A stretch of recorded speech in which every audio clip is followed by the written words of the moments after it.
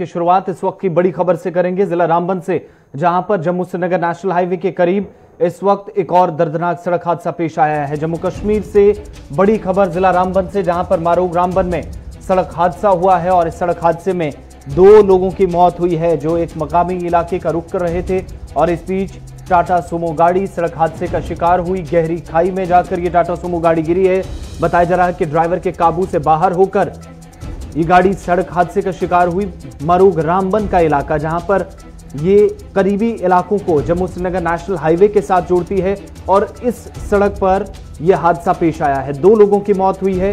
अभी तक की जो इतलात मौसूल हो रही है, मजीद तफसीलात का इंतजार है, लेकिन 2 लोगों की मौत की ऑफिशियल कंफर्मेशन अभी होना बाकी है।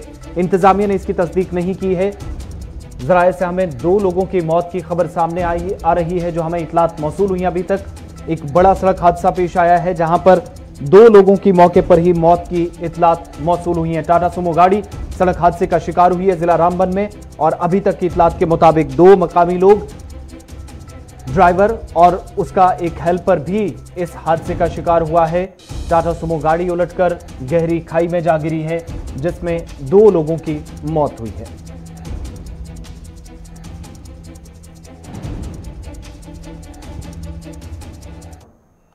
बढ़ते आगे बात शुमाली कश्मीर की, जहां पर एक और बड़ी खबर आ रही है। शुमाली कश्मीर के अंदर सिक्योरिटी फोर्सेज की कार्रवाई हुई है और मिलिटेंट मुखालिफ कार्रवाइयों के साथ साथ इस वक्त सिक्योरिटी फोर्सेज दीगर इलाकों के अंदर भी अलर्ट नजर आ रही हैं। शुमाली कश्मीर से बड़ी खबर, जहां पर सोपोर कुपवाड़ा शाहरा पर आरमपुरा के मकाम आईईडी बरामद की है सिक्योरिटी फोर्सेज ने और इस बीच बॉम्ब डिस्पोजल स्क्वाड को मौके पर तलब किया गया, जिसके बाद इस आईईडी को नाकारा बनाया गया है। तो एक और बड़ी कोशिश जिसे बताया जा रहा है कि सिक्योरिटी फोर्सेज ने नाकाम किया है और इस इलाके के अंदर जहां पर मूवमेंट काफी ज्यादा रहती है, गाड़ियों की आमदोरफ्त काफी ज्यादा दोनों अतराफ से देखी जाती है, बीएसटी यानी बॉम्ब डिस्पोजल स्क्वाड जिसे मौके पर तलब किया गया था और अब से थोड़ी देर पहले जब इतलात सिक्योरिटी फोर्सेज को मिली थी और बताया जा रहा है कि इस इलाके के अंदर फौज की गश्ती पार्टी भी मामूल के मुताबिक चलती रहती है और एक सीमेंट का बैग, इस शक्ल का एक बैग जो यहां पे रखा गया था जहां पर इस आईडी को नष्ट किया गया था, लेकिन सिक्योरिटी फोर्सेज ने इसे नाकाम बना दिया। ये उस मकाम की तस्वीरें जहां पर सिक्योरिटी फोर्सेज ने एक बड़ी कामयाबी हासिल की। सोपोर कुपवाड़ा शाहरा पर आरमपुरा के मकाम पर यह आईडी बरामद की गई थी जिसे नाकारा बना दिया गया है और एक बड़ा हादसा होते होते एक बार फिर टल गया है।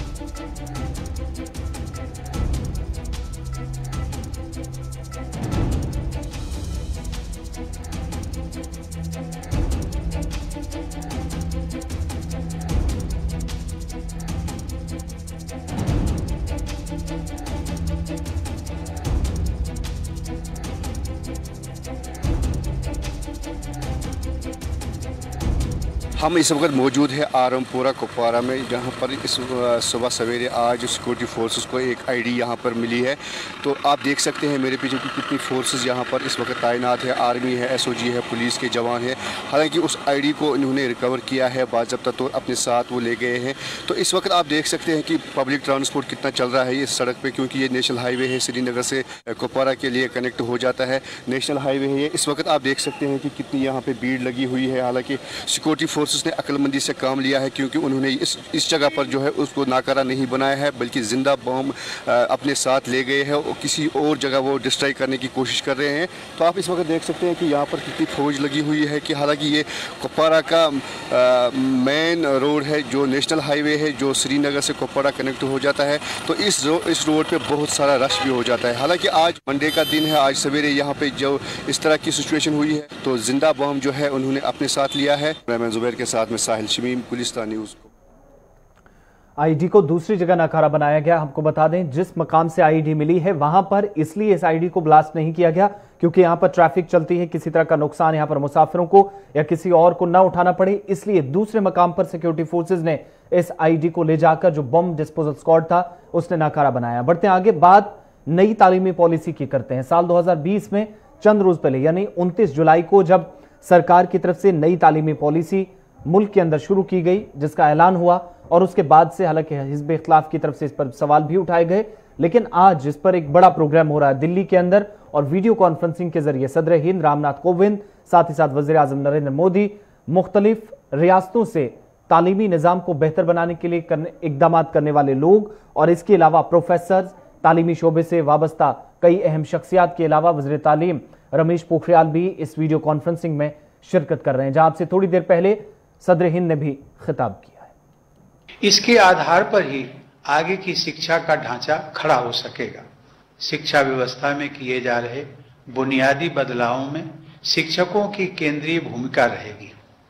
इस शिक्षा नीति में यह स्पष्ट किया गया है कि शिक्षण के पेशे में सबसे होनहार लोगों का चयन होना चाहिए तथा उनकी आजीविका, मान मर्यादा और स्वायत्तता को सुनिश्चित किया जाना चाहिए। स्कूली शिक्षा को मजबूत आधार देने के लिए अगले वर्ष यानी 2021 तक इस शिक्षा नीति पर आधारित टीचर्स एजुकेशन का एक नवीन और व्यापक पाठ्यक्रम तैयार करने का लक्ष्य है।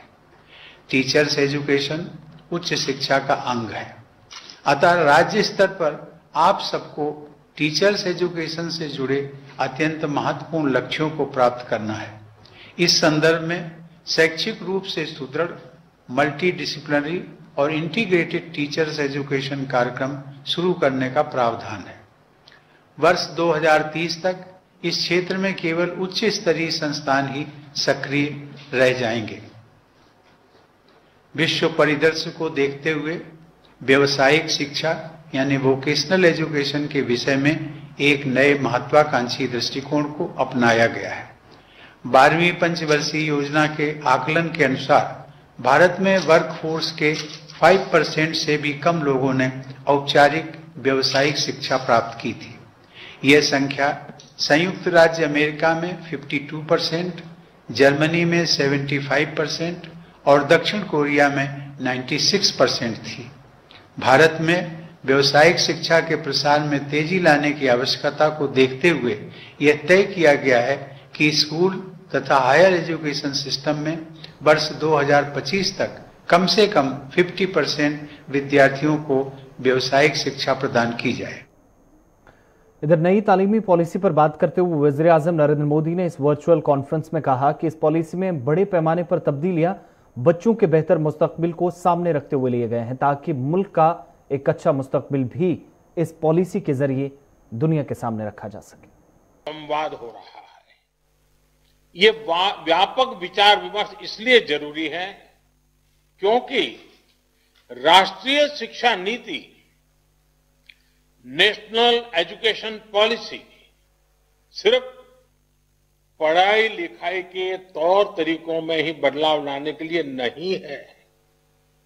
ये पॉलिसी 21वीं सदी के भारत के सामाजिक और आर्थिक जीवन को नई दिशा देने वाली है। ये पॉलिसी आत्मनिर्भर भारत के संकल्प और सामर्थ्य को आकार देने वाली है। जाहिर है, इस बड़े संकल्प के लिए हमारी तैयारियां, हमारी जागरूकता भी उतनी ही बड़ी होनी चाहिए। आप में से अधिकांश महानुभाव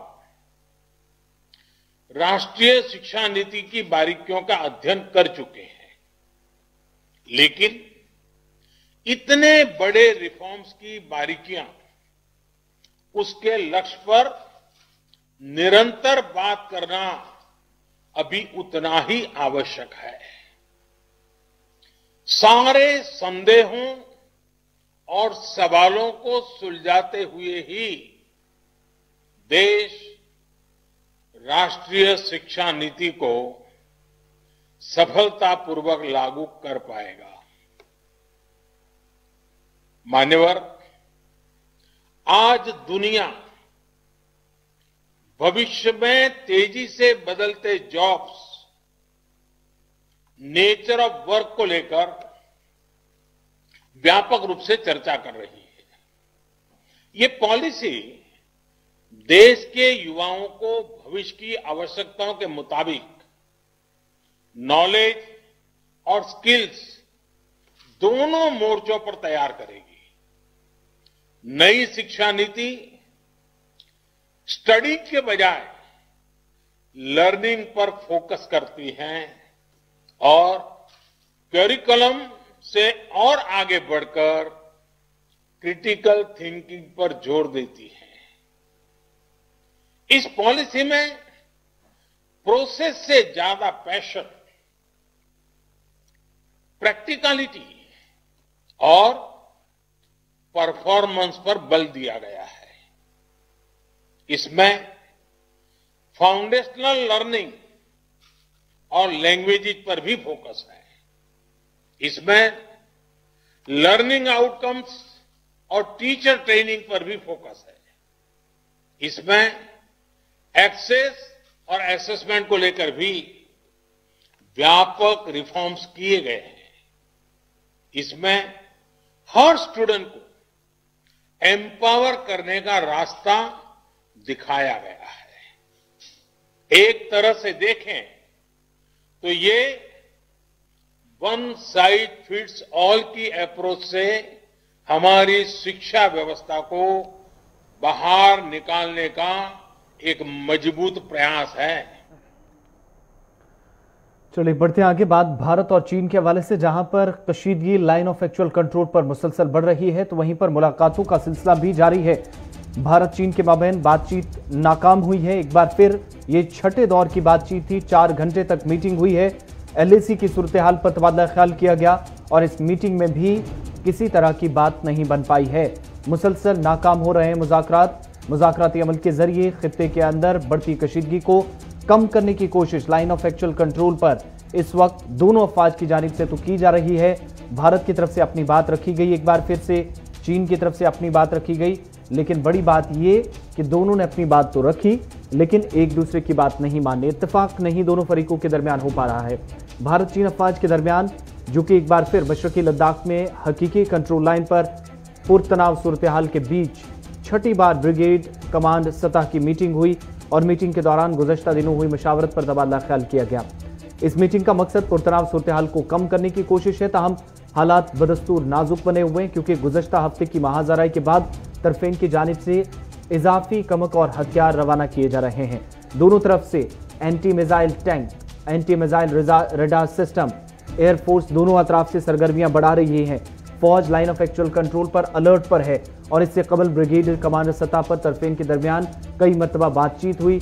एक बार फिर चोशुल के नजदीक दोनों के दरमियान बातचीत हुई। 4 घंटों तक तवील बातचीत का सिलसिला चला लेकिन कोई भी ठोस नतीजा सामने नहीं आया, मस्बत नताइज सामने नहीं आ रहे। लगातार बातचीत हो रही है। इलाके में भी किसी सूरत हाल से निपटने के लिए जहां अफवाज दोनों तरफ से तैयार नजर आ रही हैं और साथ ही खित्ते में मजमूई तौर पर सूरत हाल बदस्तूर नाजुक बनी हुई, लेकिन दोनों अतराफ से बातचीत नाकाम होती नजर आ रही है। इस बीच चीनी तज्ज़ियानिगारों की तरफ से भी बड़ा दावा किया गया है कि भारत की तरफ से अगर फौजी इंकला नहीं किया गया, फौज पीछे नहीं हटाई गई तो हालात और भी खराब हो सकते हैं।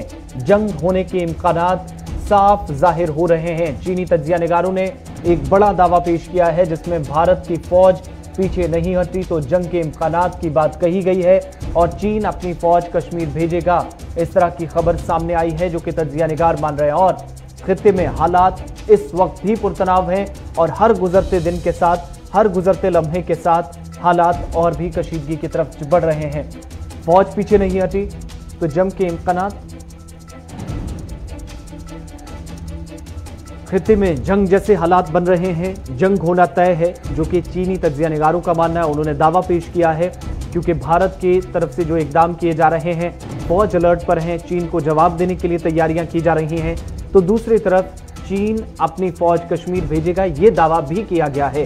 हालात कशीदा हो सकते हैं और भी खित्ते के अंदर कशीदगी बढ़ सकती है और चीनी तज्ज़ियानिगारों का ये बड़ा दावा उस वक्त सामने आया है जब लगातार देख रहे हैं कि पिछले करीब 4 माह से फौजी तातुल जो बरकरार है उसे कम करने की कोशिशें दोनों तरफ से देखी जा रही हैं। और इस बीच चीन और भारत के दरमियान लद्दाख के मामले पर गुज़श्ता रोज पहली बार रूस की राजधानी मॉस्को में भी शंघाई ताउन तंजीम कॉन्फ्रेंस के दौरान दोनों ममालिक के वज़ीर दिफा की अहम मीटिंग भी मुनक्किद हुई है।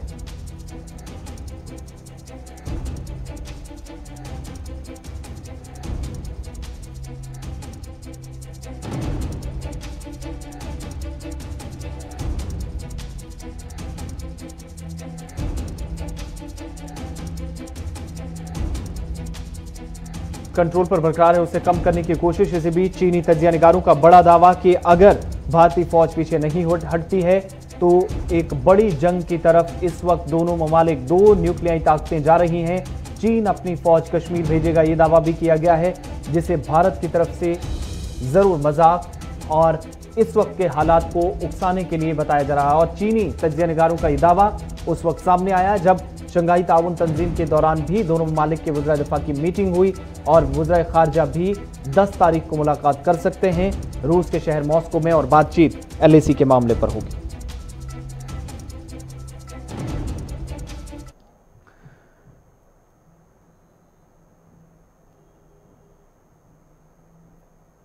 इधर लद्दाख में LAC पर पोजीशन मजबूत करने के लिए तमाम तैयारियां भारतीय फौज की तरफ से चल रही हैं। लेह में बॉर्डर रोड ऑर्गेनाइजेशन की जानिब से सड़क का काम भी शदोमत से जारी है, जहां पर इस वक्त भी उन इलाकों के अंदर सड़क पहुंचाने की कोशिश है जहां पर लाइन ऑफ एक्चुअल कंट्रोल पर फौज की तैनाती को यकीनी बनाया जा सकेगा। पहाड़ी रास्तों को काटते हुए भारी भरकम मशीनों का इस्तेमाल करके बॉर्डर रोड ऑर्गेनाइजेशन का काम गुज़श्ता कई माह से जारी है और लेह के उन पहाड़ी इलाकों के अंदर, उन वादियों के अंदर जहां अभी तक फौज पैदल पहुंचने की कोशिश कर रही थी, वहां पर अब सड़क के रास्ते पहुंचने की कोशिश की जा रही है।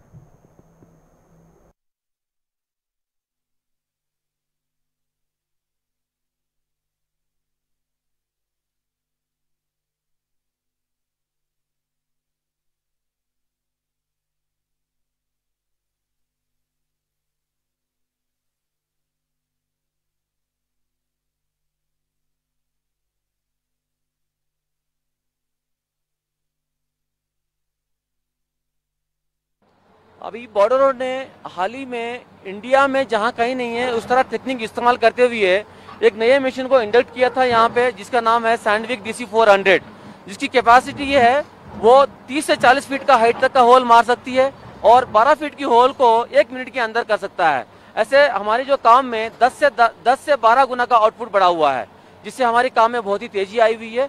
BRO लेटेस्ट मशीनों को यूज करते हुए काम में बहुत तेजी लाया हुआ है। अभी जो ये रोड है, अभी नीमूपदम दारचा का जो रोड है 258 किलोमीटर में मात्र अभी 30 किलोमीटर की लिंकिंग के लिए बाकी है। इससे 3 से 4 सीजन के अंदर हम लोग कनेक्ट करने के प्रयास कर रहे हैं। हावेवर जो हमारे एक अल्टरनेट रूट हम ऑलरेडी देख चुके हैं कि हाईवे के अंदर जो दारचा से हिमाचल से हाईवे, नेशनल हाईवे के 1 के ऊपर खलसी के आसपास में हम लोग लिंक देख चुके हैं, जिसके ऊपर जो है हमारी ट्रूप्स आराम से इस्तेमाल करके लद्दाख को 1 दिन के अंदर पहुंच सकता है। So now the border roads has inducted the latest equipments called the DC-400 of the Sandvik company, which has the versatility to drill the hole of 12 feet hole in a 1 minute and 30 to 40 feet of the elevation also it can gain. And it has increased the manifold output of the border roads. Now we can use this machine. With this machine, the output is enhanced to 10 to 12 times. So the speed is so high, and the border roads is working day and night in shifts. And morale of the troops is very high. In this current situation, we are working day and night to connect the road in a speedy manner. इधर चोगमत्सर लेह में आज फौजी अफसर नियामा तंजीन की आज अलविदाई तकरीब के दौरान उन्हें खराज अकीदत पेश किया गया। अलविदाई तकरीब में आज भारतीय जनता पार्टी के कौमी जनरल सेक्रेटरी राम माधव भी मौजूद रहे।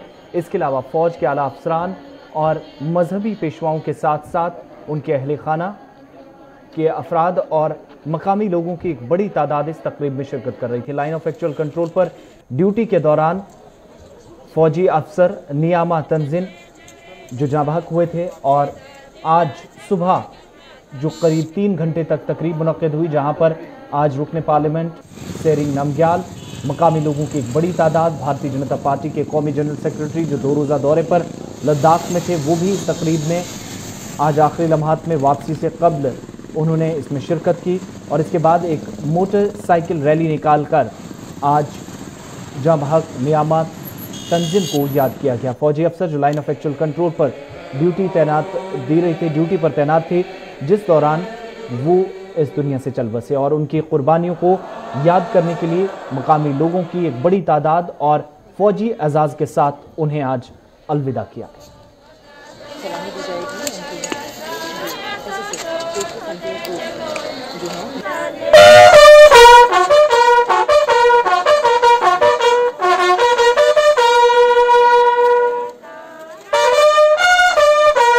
शहीद नीमा टेंजिन की जो शहादत हुई उस पर हमारी पूरी श्रद्धांजलि है। हमारे परिवार को भी हमारी संवेदना व्यक्त किए है। टेंजिन का शहादत सीमा में शांति लाएगी ऐसी आशा करते हैं, वही उनके लिए सही श्रद्धांजलि होगी। जो भी इस समय हालात है उसको उस तनाव को समाप्त करने के लिए प्रयास चल रहे हैं और जल्दी ही पूरी शांति प्रस्थापित होगी ऐसी आशा। बढ़ते आगे बात कोविड-19 की। मुल्क के अंदर कोविड-19 का कहर बदस्तूर जारी है, जहां 42 लाख के पार इस वक्त कोरोना की तादाद पहुंच चुकी है। मुतासरीन की कोविड-19 का कहर इस वक्त भी देखा जा रहा है। जम्मू कश्मीर में भी नया रिकॉर्ड कायम हुआ और 24 घंटों के दौरान 1316 केसेस सामने आए हैं, जिससे इस वक्त जम्मू कश्मीर में 43,557 तक कोरोना मुतासरीन की तादाद पहुंच चुकी।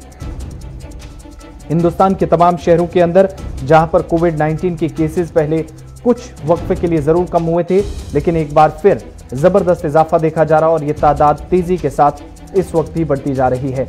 और इस बीच आपको बताते चलें कि मुल्क के अंदर एक बार फिर तबाही के मनाजिर देखने को मिल रहे। कुछ मकामात पर सरकार की जानिब से तमाम तर इकदाम किए जाने के बावजूद भी कोविड-19 के केसेस बड़ी तादाद में देखे जा रहे हैं, जहां पर इस वक्त भी मुख्तलिफ रियासतों से, जिनमें महाराष्ट्र, उत्तर प्रदेश समेत दीगर कई ममालिक भी शामिल है, कई रियासतें शामिल हैं जहां पर कोविड-19 के केसेस तमाम तर इकदाम करने के बावजूद भी इस वक्त सामने आ रहे हैं। आपको बताते चलें कि इस वक्त भी जहां पर सरकार की जानिब से इकदाम किए जा रहे हैं, बावजूद उसके एक बड़ी तादाद कोविड-19 का शिकार हो रही है। और आपको बताते चलें कि ICMR के आंकड़ों के मुताबिक मुल्क के अंदर जहां पर अब तक 4,95 लाख से ज्यादा अब तक कोविड-19 के टेस्ट हो चुके हैं और केसेस की तादाद जो 42 लाख से तजावुज कर गई है। 90,802 कोविड-19 के नए केसेस 24 घंटों में सामने आए हैं और 42,04,614 तक तादाद पहुंच गई है। 24 घंटों के दौरान 1,016 लोगों की मौत के साथ ही नए ताज़ा तरीन आदादोशुमार के मुताबिक मरने वालों की तादाद बढ़कर मुल्क के अंदर इस वक्त 71,640 के पार पहुंच गई है।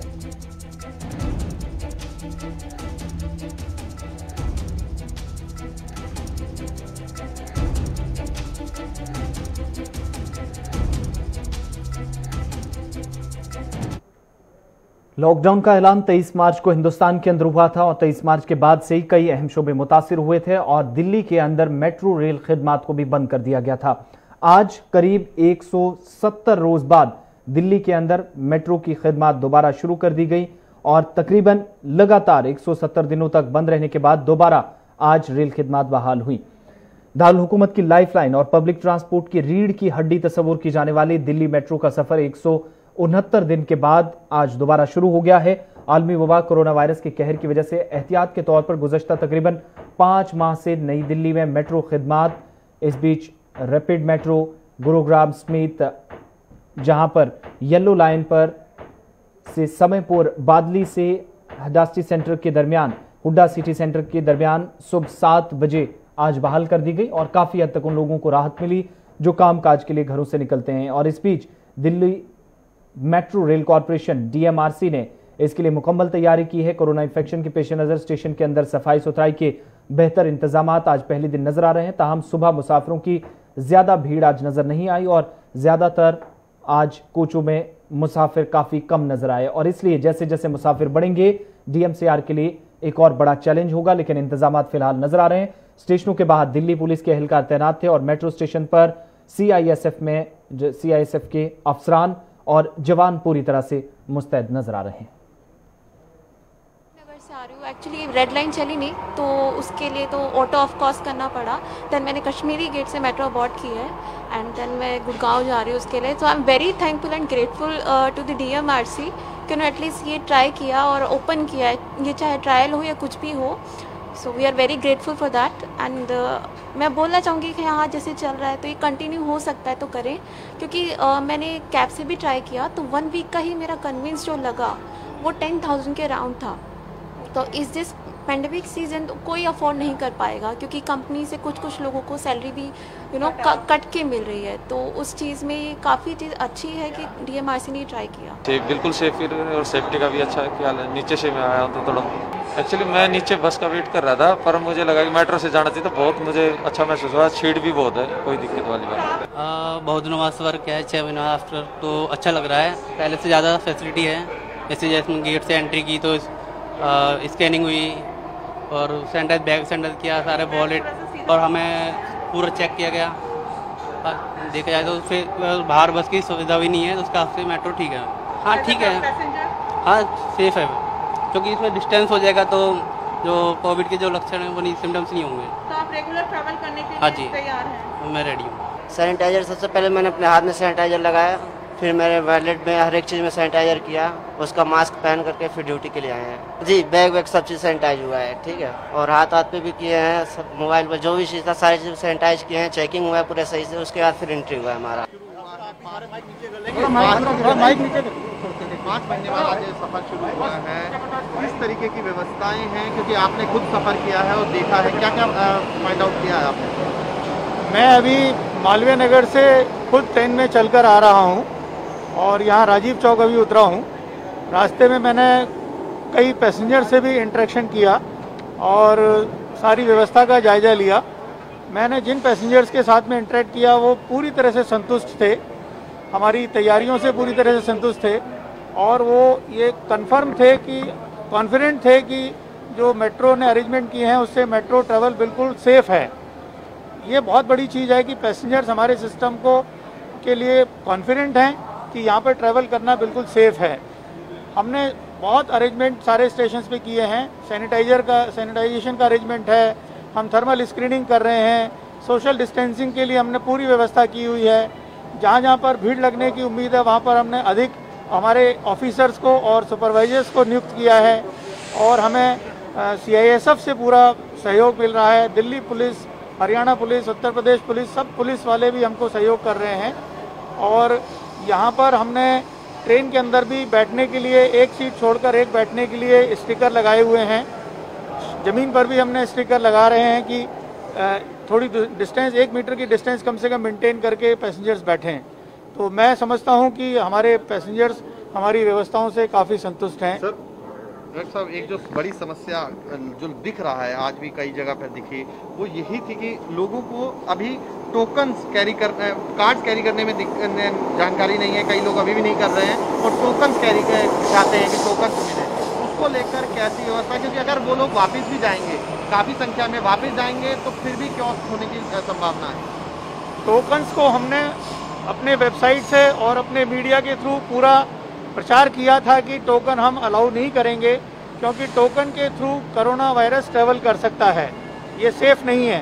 तो हमने आम जनता की सेफ्टी के लिए ये डिसीजन लिया कि हम टोकन्स अलाउ नहीं करेंगे।